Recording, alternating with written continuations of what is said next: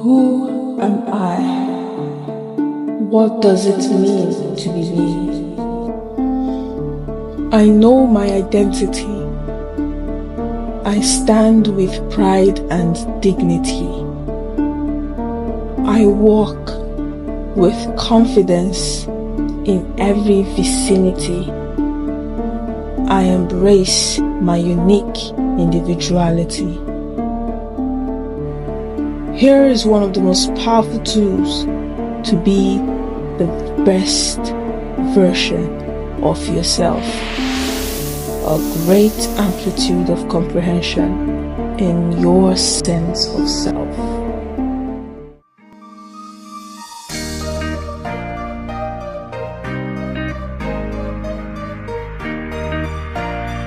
Skull Session on the Pulpit.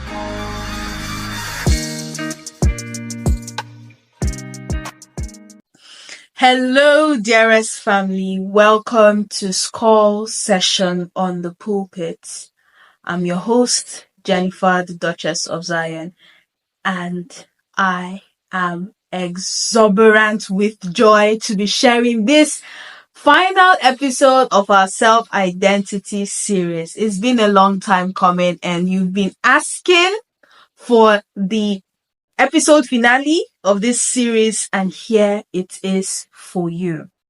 In the previous episode, we talked about your identity as a unique individual. We looked at 10 significant facets of your identity as a unique individual. We would explain what those aspects or what those significant facets of your unique identity means, what it says about you. There were prompt questions that you answered and you wrote down in your journal. Now in this episode, we'll explain what it means, what those facets mean, or what they say about you.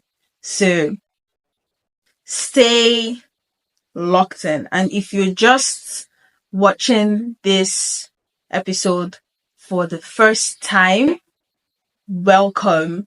Subscribe, turn on the notification. Wherever you're watching, if you're watching on YouTube or you're listening on Spotify or any podcast platform, welcome to Skull Session on the Pulpit family. Number 1, values.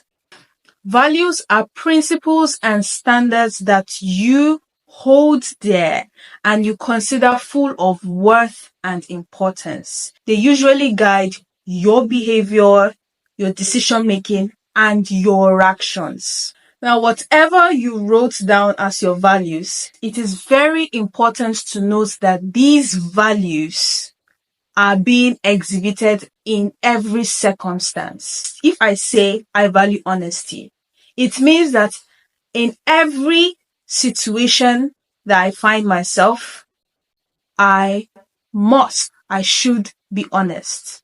Not when the chips are down, I would compromise my values. Now, that is not, you don't hold a strong value system if that's how your values are.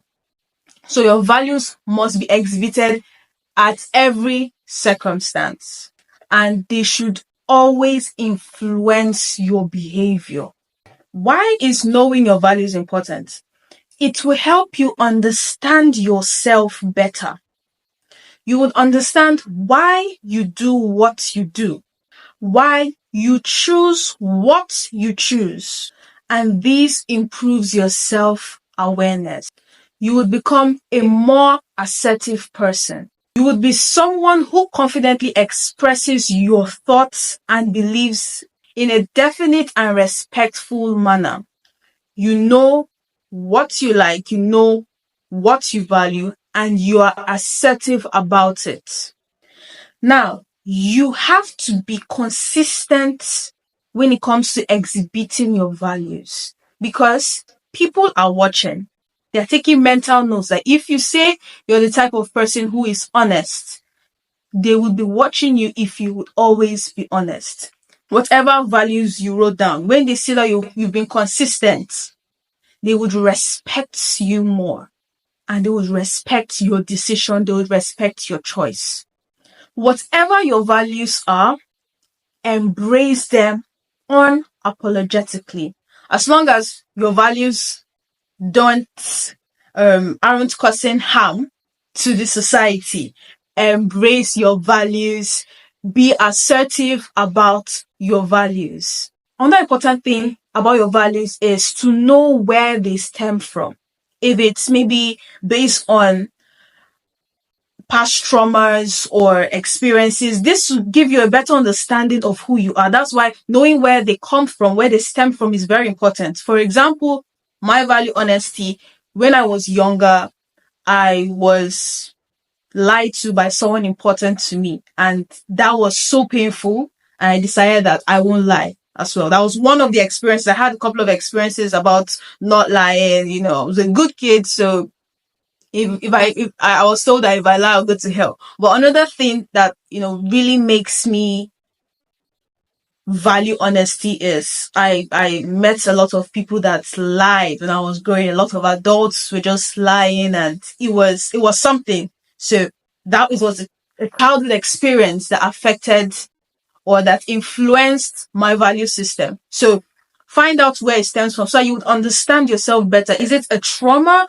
Is it just an experience? Is it that you learned it from someone and so, oh, I like the way this person is, does her things in an aesthetically pleasing manner. So I value beauty. I value aesthetics. Understanding where it stems from would help you decipher if this value is making you toxic or not. If it's a toxic thing. If you value aesthetics, are you valuing aesthetics because you want to please other people? You want others to see you as beautiful or something. You're doing it for others. So it's very important you know these things. You're cognizant of them. One of the characteristics about our value system is that we expect others to exhibit these values. For example, I meet somebody, I expect them to be honest as well. I expect them to be loyal. Sweetheart, it doesn't happen like that all the time. People are different, so don't expect everyone you meet to share the same value system with you. They are all different. Learn their values, share this video with them so they can find out their values or share their values with you, and you learn to respect their values. Another beautiful thing that you can do for yourself concerning values is have a robust value system. All right. Pick good values.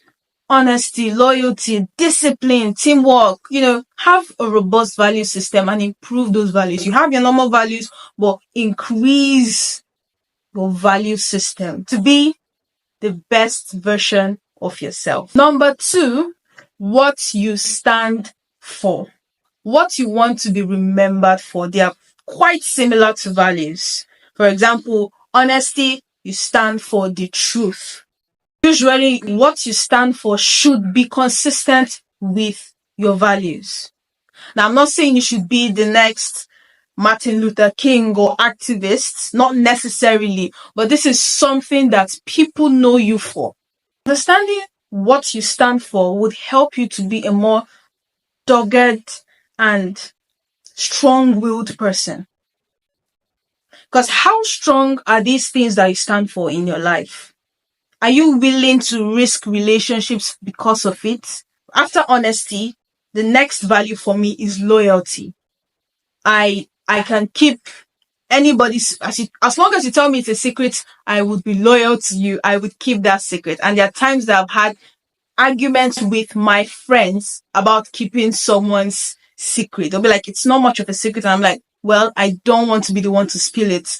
I don't want to be the one to gossip about it. I don't stand for gossip. I stand for loyalty. To measure the strength of what you stand for, are you willing to sacrifice another thing for it? Do you really prioritize what you stand for? It is very important that you are even able to prioritize it. Or it shows that you are a dogged and strong-willed person. So you're improving your value system, ensure you stand for them too. For example, stand for the word of God. Number 3, your key attributes and strengths. These are your inherent qualities or features. If you want to be excellent at what you do, you need to know your strengths. Because when you work in your strength zone, you would be like Beethoven when he composed music, or you'll be like Picasso when he's painting. You would be so excellent because it comes easily. It comes easily and you enjoy it. So it is important you know your strengths and key attributes. This can help you to also push further, to break records. For example, the present world record holder for cookathon is our Nigerian Hilda Basi. Now, if Hilda Basi was someone who didn't really enjoy cooking, I don't think she would have that zeal to pursue that goal of breaking the world record for cooking. Me, what world records would I want to break? I won't go for dancing or singing. Like I've mentioned in previous episodes, I would go for maybe longest talking hours. Who knows? Let's see. I may go for long hours of talking because I know that I'm good at that. So it will make, it's important you know this to push you so you can improve and go further in your career and what you do. This can also help with your career choice. Your key attributes and strengths help you with the course you're about to study, you want to study, any career you want to go into, any business you want to go into, the area you're going to work in as a member of a team or in an organization. Not everybody have that strength or attribute of leading people, like, calling the shots. So now you must not be a CEO. You can be handling the technical aspects while one person handles the human resource management. Understand that everyone on this earth has strengths, has something that God gave to them naturally. Also, some of these strengths can be learned like a skill. Some are innate, like talents.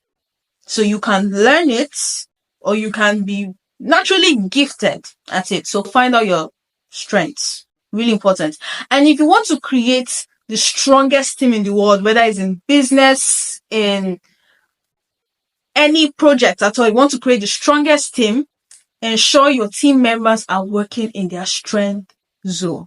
You would see excellent results. Because you're naturally good at that particular thing doesn't mean you would not improve in them. For example, Lionel Messi is a skilled football player, but he has to train. So continue to train and improve your key attributes and strengths. Number 4, your non-strengths. Like I said in the previous episode, I did not want to use the word limitation or weakness because there is no limitation for a Christian. So yes, your non-strengths. Very similar to, not similar, but the opposite of strengths. What you're not very good at, what you don't enjoy doing. Those are your non-strengths. For example, accounting is not one of my strengths. It's like a non-strength. So I would rather give someone that accounting job in any aspect. Accounting, record keeping, all those things with numbers. Don't put me there. So I'd rather work with someone. But it doesn't mean that I won't try to learn about accounting. Because imagine I hire an accountant who isn't a good person. The person can mess with you, can mess with your head. So it is very important that you know something about everything. And most importantly, know everything about something. Dancing. I have to practice dancing because I will dance on my wedding day. And please take notes. Your non-strength is not an excuse for bad behavior. Okay? So because let's say I don't enjoy accounting, I won't keep track of my financial records or how I go about my spending or my finances basically. No. So it's, for instance, this sanguine, your temperament, sanguine, choleric, and you check out that, okay, as a sanguine, you're not the most organized persons. You can't be leaving your house litter than scattered or messy and be like, I'm a sanguine and it's my non-strength not be organized. No, it's not an excuse for bad behavior. Knowing your non-strengths would help you to choose a particular role and, working with someone that will complement that aspect of you. For example, let's say I'm getting married. I should get married to a partner who enjoys the record keeping, the accounting. Maybe we go grocery shopping. You would, okay, we bought this, do the calculation while I just go and chill and probably talk about something. But for example, so this would help with codependence and working with people. You know who you want to hire, you know who to bring to your team. You check, okay, what are my non-strengths? Go bring people whose strengths are your non-strengths, and you guys work together and be the most powerful Avengers team ever. Number 5, your key roles. These are parts that you play in life. Like in a movie, your character. In business, in family, in your profession, it is important you know and understand your key roles. It will help you draw clear boundaries, and you are assertive of your boundaries, and people know and understand your boundaries because you know your key role. There are lots of examples I could give you right now when it comes to key roles, but time won't let me. For example, being a nurse, because you care for patients, it's not your role to satisfy their sexual needs. Okay, so you have your clear boundaries. Maybe if a patient is trying to be naughty, say no, don't do this. Exactly, that's what you want to do. Okay, but you have your clear boundaries. It helps you understand your position, your place, so you don't overstep or do less of what you're supposed to do, of the role you're supposed to play. And it's very important you know what God's word says about that particular role. As a wife, stop looking at societal expectations, what society says. As a father, as a mother, as a child, as a student, as a leader. Find out what God's word says about your key role. And then check what society will say and settle down your role as a unique individual in whatever aspect of your life.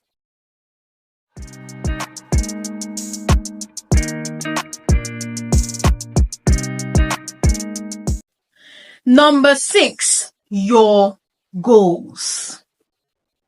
In business, in academics, in your personal life, in family, it is very important to set smart goals. Specific, you are exact on what those goals are. Measurable, you can determine the extent, the length of what you want to achieve.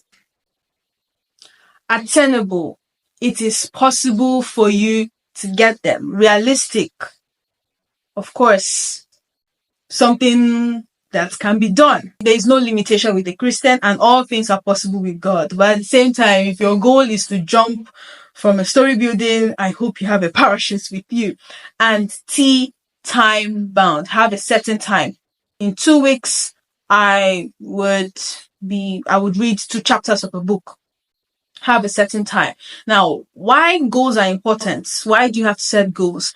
According to Bruce Lee, he said that goals, and I'm paraphrasing now, goals aren't just for achieving, but is to have something to aim at. You're not just a rolling stone. You wake up one morning and you don't know what to do next. You have something to do. It's like you're living a purpose. You have a purpose in life, and you have a plan. You're not just being swayed here and there with anything that comes. Okay, if I wake up, anything I see, I take. No, you have what you are aiming at. For example, you're in school.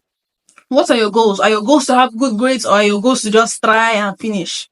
If your goals are to have good grades, you will study. You will do things that will make you have good grades. And you would be with friends that are in line with your goals, because there's so many people in school that are there because their parents forced them. So their goal may not be good grades. So it can help you to work with friends, partners. Do they share the same goals with you?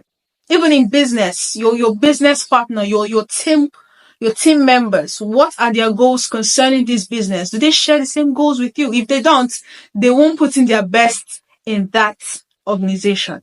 Ensure you do something every day to take you closer to your goal. Let's say you have a fitness goal. You want to be fit. Like come rain, come shine, you do at least one push-up. Do something every day to improve, to achieve your goal. Whatever goal it is, do something every day to achieve your goal. And you can read Atomic Habits by James Clear. He said so many things about making good habits, and that was one of the things he said. You have to be consistent, so that it would become a habit. This podcast was super amazing. Like, it was really, really nice. It was so nice. The stress triggers, I'm really waiting for that actually. But it was so nice. Every single thing, the way you explained the different the values, the goals, and all those stuffs, it was simplified. Everybody can listen to and literally understand. It was so amazing. Do you want to improve your emotional health and become more emotionally intelligent? Well, your antidote is in number 7, your stress triggers and button pushers.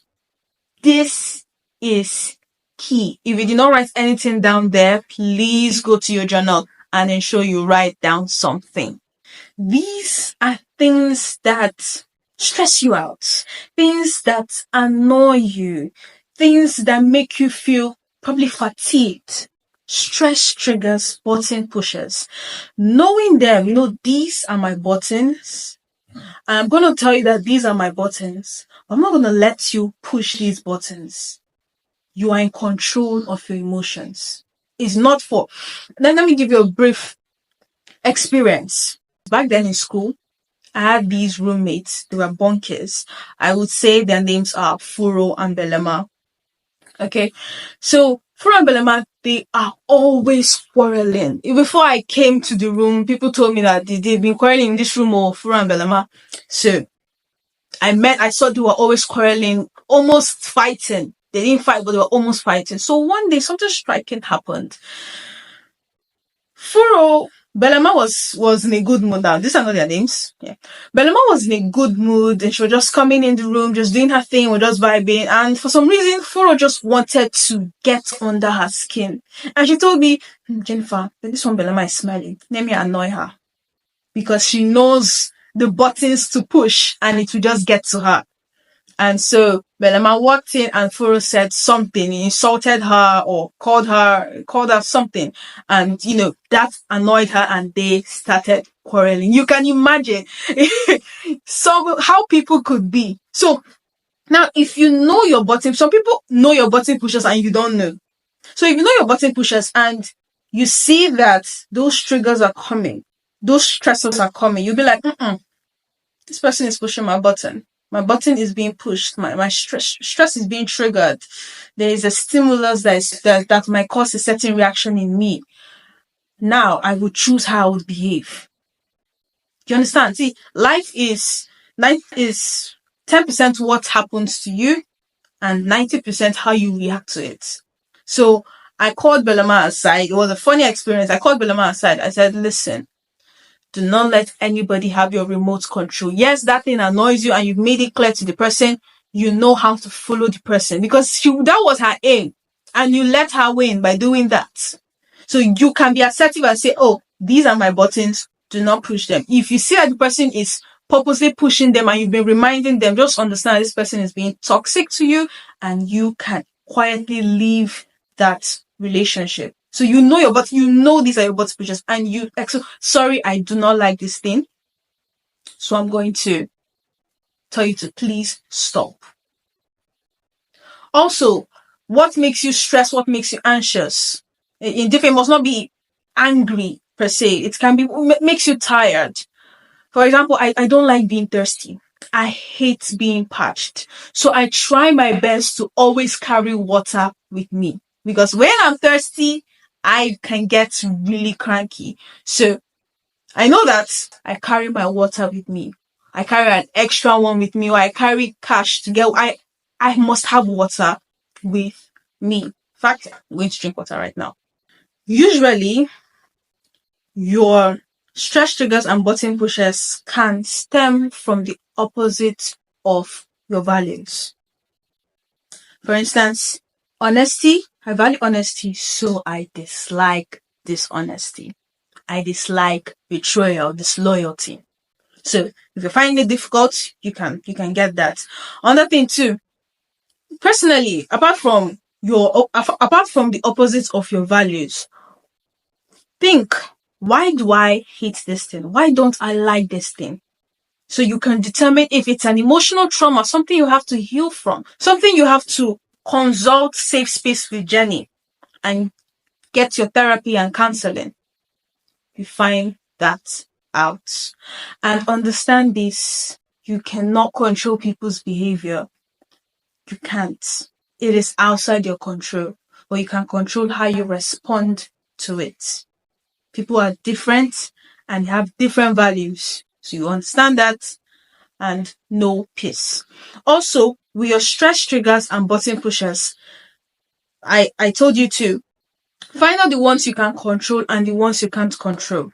For example, if you don't like getting wet under the rain, you can't necessarily control the weather. Necessarily, you can, you pray and hold the rain. That's very possible.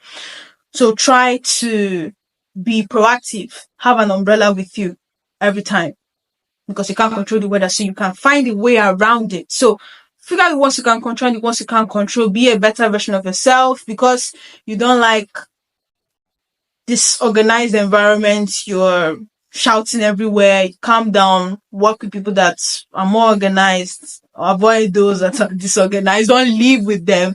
You just know them from afar. There's so many just ways around it. Just it's stress triggers and button pushers. I can't stress on it enough. It is very important. You know these things. See how you walk around it. Be more self-aware when you're exhibiting emotions based on stress triggers and button pushers. And usually it is the meaning you give to something that really affects how you would respond to it. So always have an open mind, a clear perspective, and try to be flexible to see things from other views. Still stand with your values, and that's for number 7. Also, how do you cope with them? Ensure you cope efficiently with the button pushers and stress triggers. Number 8, your convictions. What you believe in strongly. Judgments and opinions you hold firm can also come from your values too. Can also stem from them. You, like I said, find out where it comes from, why you believe in that thing strongly. For example, as a Christian, your conviction should be God's word. Your God's word is truth. So that should be your conviction. You have other convictions. All right. Beliefs, opinions, judgments like hard work pays. So if you believe that hard work pays, you would always want to work hard. So these convictions affect your behavior and your actions. Now, I told you I was going to give you an example from a movie in the previous episode, that movie One Piece. Now, the main character, Monkey D. Luffy, wanted to be a pirate, a renowned pirate that would find this particular thing called One Piece. Well, I'm Monkey D. Luffy, and I will be the king of the pirates. And I think you should join my crew. This One Piece is known to be a myth, something that may not exist. A lot of pirates tried finding it, but couldn't, and probably died in the process. So this teenage boy, who is not a pirate yet, is going everywhere saying he's going to find One Piece. He had this strong conviction that the One Piece is out there, and he would get the One Piece, and he would be the most wanted pirates in the land. So he went around getting people to join his team. And you meet someone who is good. He knows what he wants. So you meet someone that is maybe good in a particular thing and be like, hey, join my team. I'm going to be a pirate and I'm going to find the One Piece. He had this audacious move. He had this confidence when he was talking to them, little guy, and they're looking at him like, you know, there was one of his team members, his name was Zoro, the best swordsman, Zoro. When Monkey D. Luffy was trying to convince him to join the team, Zoro was like, I don't know if this One Piece exists, but it's your conviction for me. It's the way you're convinced. So I'm going to follow you because of your conviction. So you see the importance of conviction. Your conviction can bring people in. You know, there's a way you're so passionate about that thing you believe in that other people would be like, okay, you know what? I will believe that thing with you. Another example that may not be a very palatable example for you, that won't be so sweet to hear, is Adolf Hitler.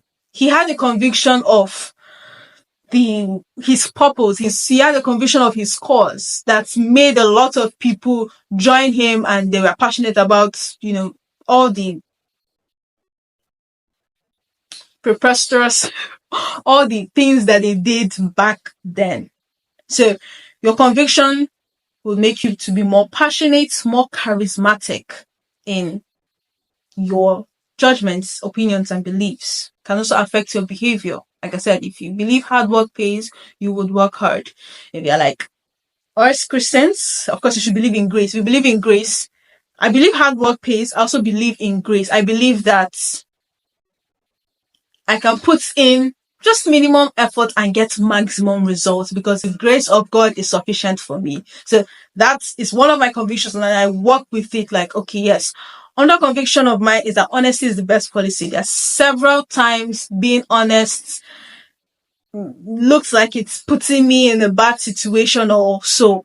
I always had this conviction that honesty is the best policy, and it would be rewarded in a different way, one way or another. I would one day be rewarded with that particular thing. And there are several times I've been rewarded for being honest. You know, personally, people see me now. People that know me see me as someone of integrity, and a lot of people tend to trust me with their information the same way you can trust me with your information on Safe Space with Jenny. James Freeman Clark said, strong convictions precedes great actions. So people that have done great things, they had strong convictions. And that Monkey D. Luffy guy in the series One Piece, he ended up being the most wanted pirate. Winston Churchill said, one man with a conviction can overwhelm 100 with just opinions. Like I said, these are judgments and opinions you hold firm. Come rain, come shine. This is what you believe in. Number 9, your preference. It's vast. It's vast. What you choose over the other, what you prioritize over the other. In different aspects, just think about different situations in your life and the preference. Can be in food, in ice cream, in anything, ice cream flavor, right? I did a personal research on ice cream flavors and discovered that people's favorite ice cream flavor said something about them. For example, vanilla people, they love the simple, demure, basic things of life. Then strawberry flavor lovers are usually more feminine. You can be a guy and like strawberry flavor. You're just a nurturing person, sweet, calm kind of person. Chocolate flavor lovers tend to have strong personality, can be quite masculine, you can be a woman and like chocolate flavored ice cream. And so many other preferences.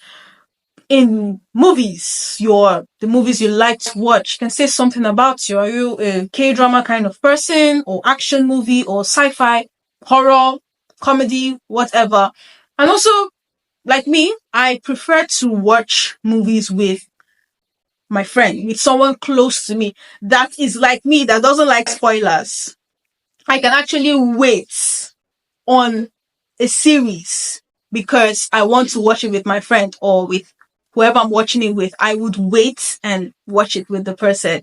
That's my preference. Some people like to watch it alone, the peace and quiet. I love the peace and quiet, and especially when the person doesn't spoil movies. I want to see it. I want to experience the thrill of the suspense. So watching it with a friend and gisting about it and cracking jokes and, tapping each other, it's fun for me. That's what I prefer. So that it shows for me, and if you're like me, it shows that I am a people person, kind of. I don't like to be out there every time, but I do enjoy good quality time.